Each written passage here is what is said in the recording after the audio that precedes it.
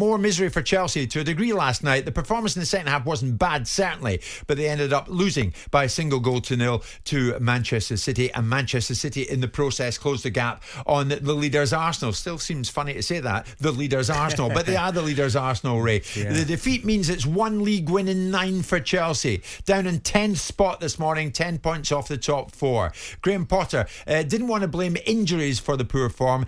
He was encouraged by the display.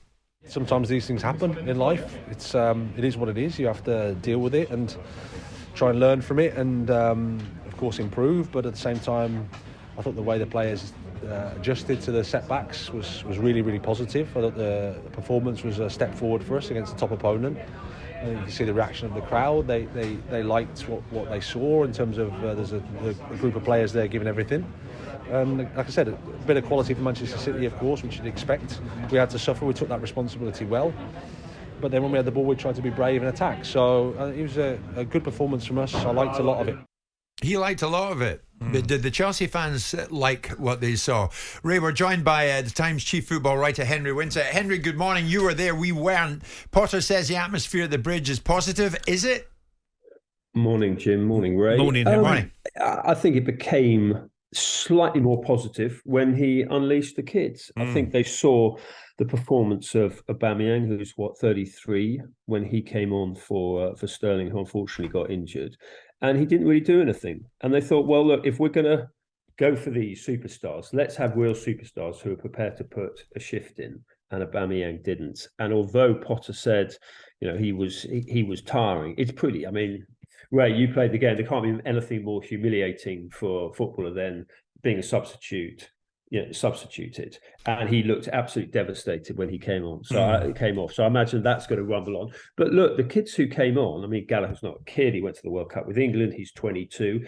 And look, he might not have the sort of technical merits of a superstar, but he ran. He closed down. Okay, he poleaxed John Stones. He went a little bit too far at some point. But you know what? Sometimes, Ray, look, you did that. Sometimes you need someone who is absolutely just going to fly around and take the game to the opposition. Chukwuemeka, who came on in the first half, I thought he had a really good game.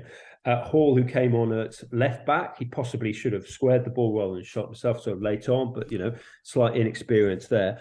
But sometimes you need to rely. Look, you won't win anything with kids, as the famous saying goes, but they give you a little bit of energy. And if the sort of the superstars aren't performing, then turn to the kids. Chelsea got this fantastic academy. You guys have been down to Cobham. You know how good it is. Just use some of those, because at least you're going to get some sweat on the shirt. Henry, what was the atmosphere like around the stadium? Because obviously it's a massive game. Man City coming into Stamford Bridge. We know how good Man City are. But Graham Potter said, I'm really happy with the crowd, the way they got behind them. Where you were sitting, was there like a few mumblings of saying, Potter, is he good enough? Or they're right behind the team?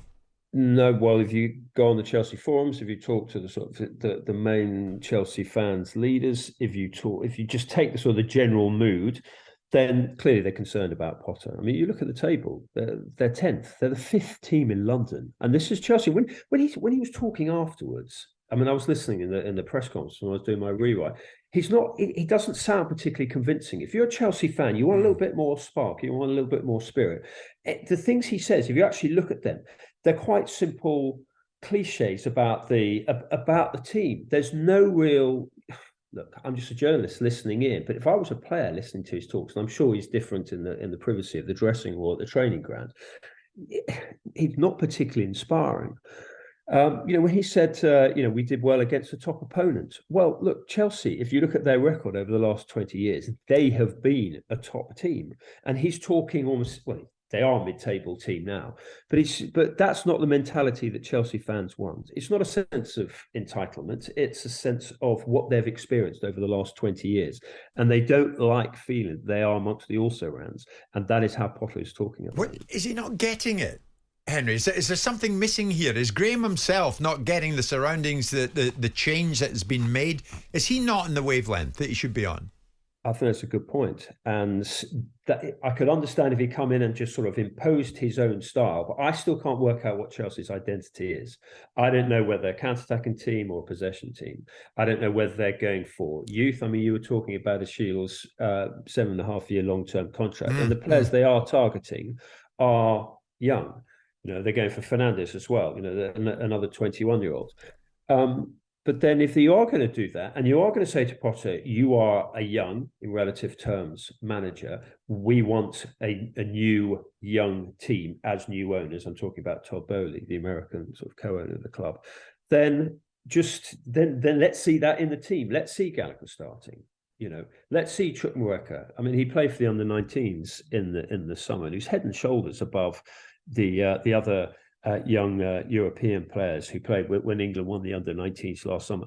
Okay, he's a kid, but if you are going to appoint a manager like Potter, who does love a project, in inverted commas, who does like to build with younger players, then do that. But I still don't know what Chelsea's makeup is at the moment, and I can understand why some Chelsea fans are confused. talkSPORT Breakfast, waking you up Monday to Friday morning from 6 a.m. on AM, on DAB, via the talkSPORT app and on your smart speaker. talkSPORT.